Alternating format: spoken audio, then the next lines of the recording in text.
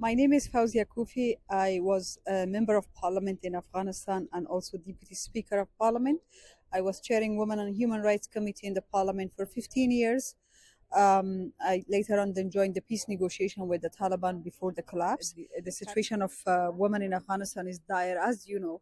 The Taliban have issued more than 120 edicts just to erase women completely from their social, political, and public life.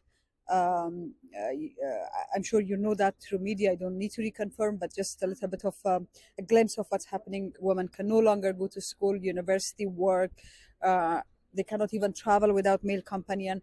And for some women who do not have a male companion, to speak publicly in the public is regarded as an intimacy for Taliban, and it's against the Taliban's so-called rule.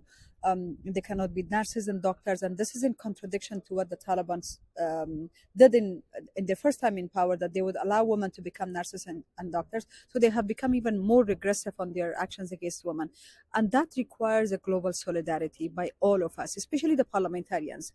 So my plea to the parliamentarians is that because they have that freedom of speech, they're enjoying that public space that comes with a responsibility. And the responsibility for all of us is to protect and uphold the internationally recognized human rights principles, which is not selectively applied. We need to make sure that there is a universality of the human rights principles and applied to everyone. Women in Afghanistan today are regarded as slaves by Taliban. There is an absolute apartheid.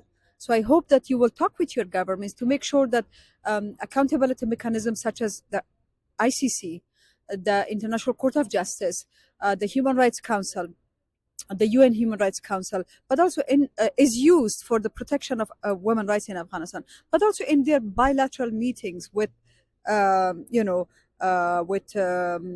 facto Taliban authority.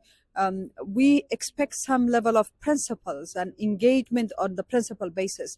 One of the major principles being women and human rights. So my plea is to move from words to action, and let's all of us, first of all, recognize apartheid as a crime against humanity, gender apartheid.